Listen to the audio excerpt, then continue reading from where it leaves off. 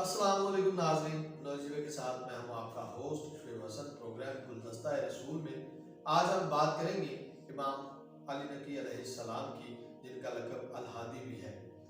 अगर आप तरीक़ा मुताला करें तो आपको पता चलेगा कि आइमाए अहले बैत, तमाम तरह आइमा अहले बैत की जो ज़िंदगी है काफ़ी कठिन अदवार से गुजरी है। आज के इस प्रोग्राम में हम बात करेंगे इमाम अली नकी अलैहिस्सलाम के बारे में। मेरे साथ मौजूद है ज़ुबैर अली। ज़ुबैर से जानेंगे उनकी ज़िंदगी के हालात। जी ज़ुबैर, अस्सलाम वालेकुम। वालेकुम अस्सलाम। ज़ुबैर, इमाम अली नकी अलैहिस्सलाम की जो ज़ात अक़दस है, उनकी विलादत बा शहादत किस सन में मिलती है? बिस्मिल्लाहिर्रहमानिर्रहीम। सबसे पहले तो पूरे आलम इस्लाम को इमाम अली नकी हादी अलैहिस्सलाम की शहादत उज़्मा के मौके पर तस्लियत और ताज़ियत अर्ज़ है कि 3 रजबुल मुरज्जब सन 254 हिजरी आपकी शहादत है। मगर आपकी विलादत बाशहादत के सिलसिले के अंदर जो मौर्रिखीन ने तरीक़ों के अंदर दर्ज किया है वो यूँ है कि आपकी विलादत 15 ज़िलहज सन 212 हिजरी मदीना तय्यबा में इमाम मोहम्मद तकी जवाद अलैहिस्सलाम के घर में हुई और आप इमाम अली रज़ा अलैहिस्सलाम के पोते और इमाम हुसैन अलैहिस्सलाम की नस्ल से हैं। यानी कि आपका शजरा नसब जो है वो 10 पुश्तों के बाद रसूल करीम मोहम्मद मुस्तफ़ा अहमद मुज्तबा सल्लल्लाहु अलैहि वसल्लम तक जा पहुँचता है। ठीक, तो इमाम अली नकी अलैहिस्सलाम का जो बचपन है, मुबारक बचपन, वो किस तरह से गुजरा और क्या उसके हालात व वाक़यात मिलते हैं? आपके बचपन मुबारक के अंदर अगर देखा जाए तो काफ़ी कठिन हालात नज़र आते हैं, क्योंकि बनी अब्बास का दौर था तो हज़रत इमाम मोहम्मद तकी जवाद अलैहिस्सलाम को भी उन लोगों ने कैद कर रखा था। तो बहुत ही नाजुक और तंगो तारीख हालात के अंदर आपने अपना बचपन गुजारा और 6 बरस के ही थे कि आपके वालिद बुजुर्गवार हज़रत इमाम तकी जवाद अलैहिस्सलाम की शहादत हुई। ठीक, तो ज़ुबैर, इमाम अली नकी अलैहिस्सलाम के जो फ़ज़ाइल हैं, जो कमाल हैं, जो उनकी ज़िंदगी है, वो इसके बारे में आप क्या कहेंगे? आपकी ज़िंदगी के अंदर अपने अजदाद की तरह ही बिल्कुल फ़ज़ाइल और कमाल और महासिन कि दुनिया सारी उसके गुण गाती नज़र आई, चाहे जितनी मर्जी मुखालिफत हो। जैसा कि बनी उमैया और बनी अब्बास ने आपके बड़ों के साथ भी जुल्म तशद्दुद किया, बहुत ही जुल्म रवा रखा, मगर आप पर कदगन और उंगली ना उठा सके। इसी तरह ही आपकी ज़िंदगी मुबारक आगे बढ़ी। मगर जब आपकी सिना मुबारक बिल्कुल ये भी बचपन में थे जब इमाम अलैहिस्सलाम मोहम्मद तकी जवाद अलैहिस्सलाम की शहादत होती है, तो उसके बाद जो बनी अब्बास के जो अगर खुलफा थे मुअत्तसिम और वासिक, इन दोनों ने जो है ना आप पर ज़रा थोड़ा सा नरमी रखी, क्योंकि आप अभी बचपने में थे। जैसे ये 2 बंदों की यानी कि दुनिया से दारे फ़ानी से गए हैं ये, तो उसके बाद मुतवक्किल मलऊन का ज़माना आता है जो बनी उमैया और बनी अब्बास में अपना सानी नहीं रखता। इतना बड़ा जालिम और दुश्मन है कि इसने आले रसूल के साथ जुल्म जबर के पहाड़ तोड़ दिए जो किसी ने भी पीछे किए थे। यजीद लाइन को निकाल कर सबको छोड़कर मुतवक्किल सबसे ज़्यादा जालिम है कि जिसने आले रसूल पर इतना जुल्म तशद्दुद किया है। और इमाम अली नकी अलैहिस्सलाम जो उस ज़माने में थे, इमाम अली नकी अलैहिस्सलाम उस ज़माने में थे। इसने जैसे ही आपको थोड़ा सा बड़ा पाया और नेटवर्क जो आपने रसूलुल्लाह सल्लल्लाहु अलैहि वसल्लम का दीन आगे लोगों तक फैलाना था, उसको इसने देखा कि दुनिया इनकी तरफ फिर से खींची चली जा रही है, तो इसने अपनी फ़ौज को भेजा। सामर्रा से इसने अपने फ़ौजियों को, लश्कर को भेजा मदीना में आपको गिरफ्तार करने के लिए। जब वो लोग मदीना तय्यबा के अंदर पहुँचे तो आपने कहा कि सब लोग जो हैं वो गर्म लिबास तैयार कर लें, जबकि गर्मी का फुल ज़माना है। ठीक, और उनका जो मुतवक्किल की फ़ौज में से एक जो फ़ौजी था उसने बहुत ही मोटे कपड़े पहन लिए। सब फौज के जितने भी लश्कर वाले लोग थे मजाक उड़ाना शुरू हो गए, यार ये कैसा शख्स है जिसको हम गिरफ्तार करने आए हैं, गर्मी का इतना ज़माना है और ये क्या है, सब सर्दी वाले कपड़े आप तैयार कर लें। तो इमाम अलैहिस्सलाम को जब ले जाया गया तो रात हुई रास्ते के अंदर, तो उन्होंने देखा कि शदीद आंधी चलना शुरू हुई, इतनी सर्दी पड़ी कि 50 लोग वहाँ ही हलाक हो गए सर्दी के साथ। इमाम अलैहिस्सलाम का कौल जो सच साबित हो गया। तो ऐसा होना था, दूसरे लोग सर्दी के साथ फिर फराने लगे। इमाम अलैहिस्सलाम ने पहले ही इंतजाम किया हुआ था। देखें उनकी शफकत और करामत चेक करें, आप देखें कि रसूलुल्लाह का खानदान, वो नुमाइंदा इलाही को जो देख रहे हैं कि इन लोगों के साथ ये वाकयात पेश आने हैं, वो लोग ही उनका मजाक उड़ा रहे थे कि ये लोग इतनी गर्मी के अंदर ये शख्स हमें कह रहा है सर्दी का, और मगर हालात क्या हो रहे हैं। जब वही हालात उन्होंने देखे कि 50 लोग हमारे इस मैदान के अंदर मर गए हैं, तो फिर आपने उन लोगों को ही कि जो आपके सब दुश्मन थे उन्हें कपड़े मुहैया किए गए और उनके साथ फिर आप सामर्रा पहुंचे। असल पर इमाम अली नकी अलैहिस्सलाम को जब मुतवक्किल के दरबार में ले जाया गया तो उसके बाद के वाक़यात और जो उसने इनके साथ सलूक किए वो किस तरह से मिलते हैं? मुतवक्किल के सलूक तो तरीक़ों के अंदर ही बहुत ज़्यादा सख्त है कि इस मलऊन शख्स से बढ़कर कोई भी मलऊन नहीं हो सकता। जब आप वहाँ पहुँचे हैं तो इसने आपको एक बहुत ही बसीता घर के अंदर ठहराया कि वहाँ पे ना कोई आपका यारो मददगार है, आपका ना कोई मुहिब है और ना ही आपका ख़ानदान से ताल्लुक़ रखने वाला है।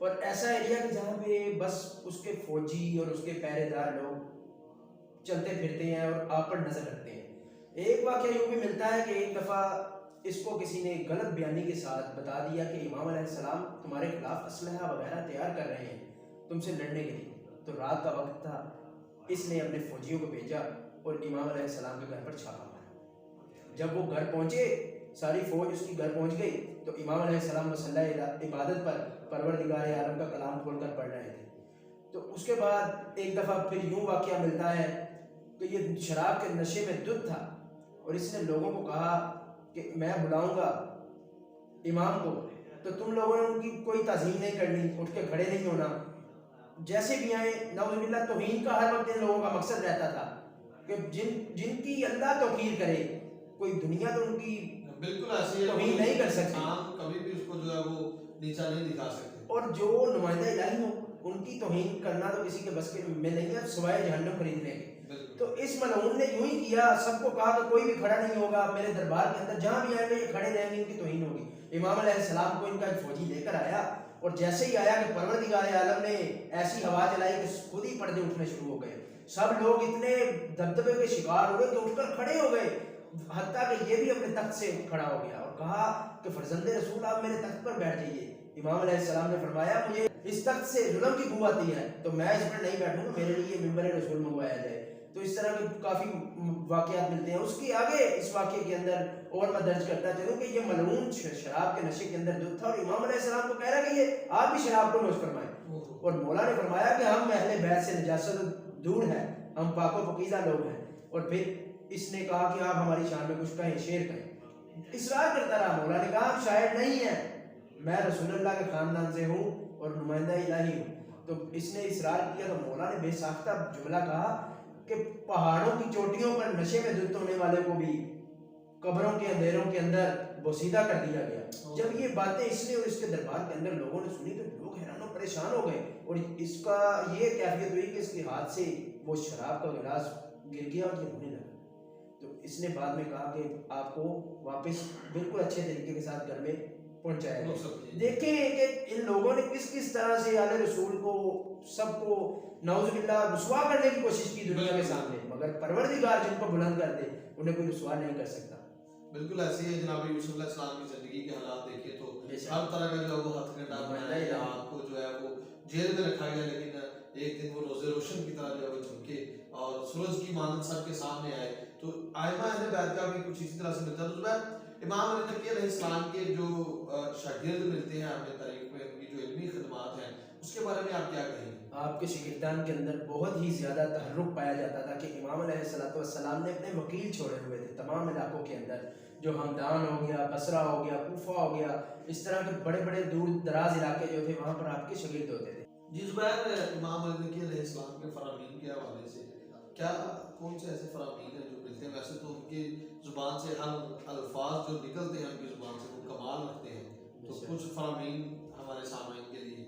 मौला फरमाते हैं कि दूसरों का मजाक उड़ाना बेवकूफ़ों का शेवा और बदतरीन लोगों का पेशा है। इसके अलावा आप फरमाते हैं कि अपने से उम्मीद रखने वाले को कभी भी ना उम्मीद ना करो, ये ना हो कि खुदा तुमसे नाराज़ हो जाए। इसके बाद इमाम अलैहिस्सलाम फरमाते हैं कि लोगों की हैसियत दुनिया में माल से और आखिरत में अमाल से होगी। उसके बाद आप फरमाते हैं कि गुरूर पस्ती को लाता है, खुद पसंदी तहसीले इल्म में रुकावट है और पस्ती और नादानी है और लालच बहुत बुरी बला है। जिस बार आपकी शहादत के वाक़यात मुतवक्किल ले गया और ज़ुल्म सितम के बाद तो किस तरह से ये दर्ज है? मुतवक्किल मलऊन तो आपकी शहादत से पहले ही वासिले जहन्नम हुआ।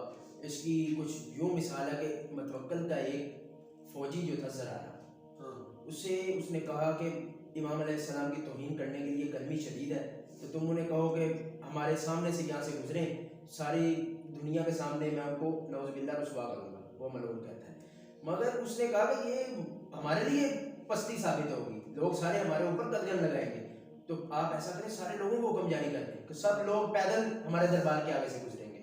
तो इसी तरह उसने कहा ये बिल्कुल ठीक है। इमाम अलैहिस्सलाम को भी मदऊ किया गया और गर्मी के सीज़न के अंदर आपको भी वहाँ से उसके मलून के महल के आगे से गुजारा गया। तो जैसे ही यूँ होना था तो इमाम अलैहिस्सलाम पसीने में शराबूर हो गए, मगर उस बंदे ने ज़रारा जो था उसने आगे बढ़कर आपको एक रुमाल दिया और रुमाल से आपका पसीना पहुँचा। मगर मौला ने वहाँ पे उस बंदे को कुछ नहीं कहा, एक आयत की तिलावत कर दी। सूरह मुबारका हूद की 65वीं आयत है, जो यूं है उसका तर्जमा कि तुम अब 3 दिन तक अपने घरों में रहो, उसके बाद खुदा का वादा झूठा नहीं होगा। जब यूं इस बंदे ने ज़रारा ने ये सुना तो ये खामोश हो गया, ये चुप हो गया। और इसका एक दोस्त था जो इमाम अलैहिस्सलाम का हुदार था, उसे जाकर बताया कि तुम्हारे इमाम तो यूं बता रहे थे, तो ये क्या माजरा। तो उस बंदे ने कहा कि अगर मौला ने कहा कि 3 दिन बाद कुछ बड़ा वाकया रूनुमा होना है, या तो मुतवक्किल मारा जाएगा तो या कुछ होगा, तुम अपना सामान इसके दरबार से मुंतकिल कर लो, बाद में कुछ बहुत ही बुरा होने वाला है। तो इसी तरह हुआ।